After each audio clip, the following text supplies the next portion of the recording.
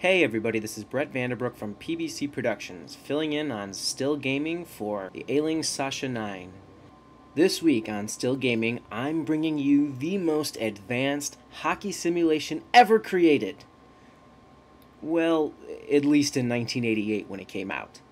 I'm talking about Konami's smash hit Blades of Steel. Now come on, be honest. Who didn't love this game when it came out? Still gaming.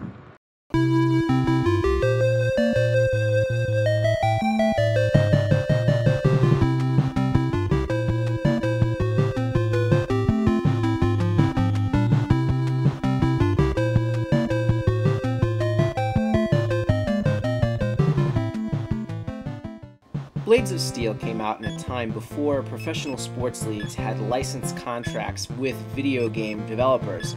So what you have is 8 teams to play with that, while they were real NHL cities, do not bear any NHL logos. Although some of the teams have colors that were similar to the NHL teams. Take New York, for example. I guess that kind of looks like the Rangers uniform. Alright, so you start out, and the easiest way to win a face-off is just by repeatedly tapping B. The controls of Blades of Steel are fairly simple. I mean, you only have 2 buttons. B is to pass, A is to shoot. Now the passing in this game was rather difficult. There was really no way to aim your passes, it just kind of went to the closest guy. Sometimes the closest guy wasn't your player. Something you have to be careful of is if you're standing in your own end, and your goaltender is the closest player to you, and you hit pass, sometimes it'll go back to him. And if he's not in the right position, sometimes it'll just slide right into the net. Now, unlike later hockey games, there's no way to change up the speed of your shot. You can't do a wrist shot. Everything is a slap shot. Whether you're 2 inches away from the goaltender or all the way on the other side of the ice, everything is a slap shot. One of the more difficult aspects of Blades of Steel was goaltending. Because there was no auto goaltender setting, not only did you have to pay attention to the goaltender, but you had to control the rest of your team at the same time. Which would lead to some sticky situations in and around the net when you're trying to watch the goaltender, but you're also trying to clear out the offenseman that's right in front of the net. That's why they implemented the system of the arrow. The arrow that slides up and down the crease tells you, the goaltender, exactly where the puck is going to go. Your best bet is to control the goaltender, follow the arrow, and just hope there's no rebound. But enough about all this gentlemanly, sportsmanlike conduct. What do you really play Blades of Steel for? That's right, the fights. This, I believe, was the first console hockey game to bring in one of the most important aspects of hockey, and that is the fight.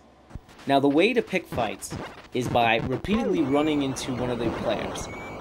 Don't get checked more than twice, because generally on the 3rd time, you're going to fall down. And you're going to scream in pain, and you're going to be embarrassed.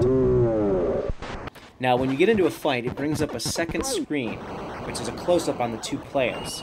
You have a life meter made up of those little red dots. The idea is to knock the other guy down by throwing punches. You want to know the totally wild thing about fighting in Blades of Steel?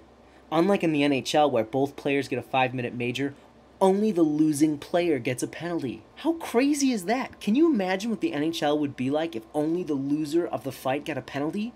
Do you know what kind of new strategy that would bring to the game? Can you imagine how many more broken bones and teeth there would be if this was a real NHL rule? Anyway, it doesn't end up amounting to much in Blades of Steel because the timer goes by so fast, the power plays are virtually non-existent. But it is a really fun aspect of the game, and when you're playing with friends, it can lead to a whole bunch of trash talk. Now, despite lacking the endorsement of the NHL, Blades of Steel mostly follows NHL rules. However, if the game is tied at the end of regulation, instead of having a sudden death overtime period, you go to a shootout. Now, the shootout wasn't introduced in the NHL until 2005, so Blades of Steel was ahead of its time. This is a breath of fresh air in the game because, I don't know about you, but I hated hockey games that ended in ties, so I was thrilled when they added that rule. So this is a fun little thing that can happen at the end of a game. I know that some of my friends and I would look forward to this, and matter of fact, we would try to have games end in ties just so we could have shootouts. Okay, I can't do a review of Blades of Steel without mentioning the Jumbotron between the 2nd and 3rd period. If you just let it go, you'll get one of 2 scenarios. One, you get a panda bear that comes out and says a few things, and then you see a puck get hit, and it's kind of boring. The second option is this sort of space shooter game that comes out of nowhere that is totally playable, and you can blow up the ship, and that's about it. But the other thing to note is that right after it, there's a very famous commercial for Contra. I think this is one of the earliest forms of product placement in a video game. Awesome music, fantastic graphics, all your friends will want it. I mean, imagine you're an 8-year-old kid playing this game for the first time, and you see this advertisement. The video game that you're playing is telling you all your friends will want it. What's the first thing you're going to do? You're going to run and tell your parents you need Contra. This was brilliant on Konami's part. It actually makes me wonder if Blades of Steel contributed to the enormous success of Contra. Really makes you think. Now when the game is all over and someone has won the game, the losing team skates off while the winning team takes a victory lap and then gets their picture taken. I often wondered when I was a little kid if there was a way to print that picture.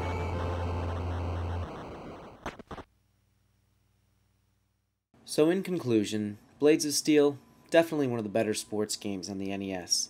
It may not have had NHL teams, or NHL logos, or even NHL rules in some cases. But what it did give you was fast-paced, high-scoring, fight-pickin' intense hockey. And that withstands the test of time. This game is still very playable, even almost 20 years later. So all in all, I give this game an 8 out of 10. So thanks for tuning in to Still Gaming Review this week. Send well wishes SashaNein's way, and hopefully he'll get better soon so he can get back to work. And on a personal note, why don't you go get reacquainted with some old systems today? Dig your Atari or your Nintendo out of the attic and play, and remember why the games were good. And look out for the Sabres in the 2007 NHL season. This is Brett Vanderbrook signing off.